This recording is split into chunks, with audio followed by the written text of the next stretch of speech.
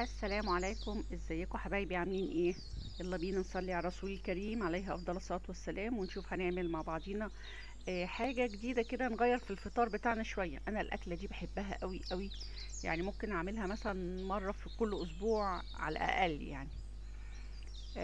انا بجيب بصلتين هنا بقطعهم كده جوليان، ممكن تقطعيهم في الكب حتت صغيرة زي ما يعجبك، بس انا بحب البصل يكون باين شوية في الاكلة. الجزء اللي فوق في البصلة دي يا ريت تشيليها علشان بتبقى حاجة مش حلوة، يعني بتبقى ناشفة كده ومش حلوة، ما بتستويش. انا قطعت البصلتين وقطعت فلفلتين كوبي، ومعايا هنا 4 بيضات. طبعا المقادير هنا مفيش اي مشكلة فيها، ممكن تزودي او تنقصي فيها، مفيش اي مشكلة خالص. حطي بصل، حطي فلفلاية، حطي 6 بيضات، حطي بيضتين، مش بتفرق المقادير معانا هنا خالص.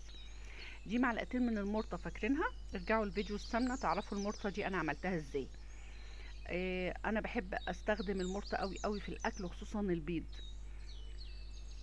هنا انا حطيت معلقه شويه زيت، عشان طبعا المرطه كلها سمنه فلاحي، فانا حطيت شويه زيت وبشوح فيها البصل والفلفل شويه، وهحط عليهم نص كوبايه ميه علشان الخضار ده يستوي، لان طبعا سوى البيض مش هيسوي الخضار. بس بقلبهم تقلبتين كده لحد بس ما يتشوحوا شويه في المرطه والزيت، وهغطي عليهم وهسيبهم. انا الفطار ده بالنسبه لي بصراحه احلى احلى فطار في الدنيا يعني، وممكن ينفع عشاء وممكن ينفع غدا. هي اكله جميله بصراحه، بس هي مش شكشوكه عشان محدش يقول لي دي شكشوكه. نبقى في يوم نعمل شكشوكه مع بعضينا. ده البيض انا هنا كسرته وحطيت عليه ملح وفلفل، بس مش هقلبه خالص، هغطي عليه وهسيبه هو هيستوي لوحده.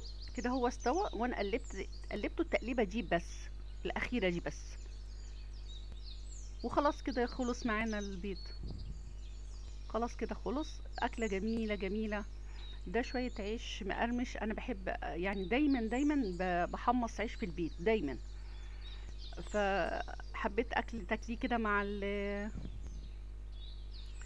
تاكلي بالعيش الناشف ماشي، تاكليه بالعيش الطري ده ايد نور جاي ياخد سندوتشه يعني، بس انا بحب اكله بصراحه بالعيش الناشف. نور بيقول لكم ما تنسوش اللايك. يلا باي باي.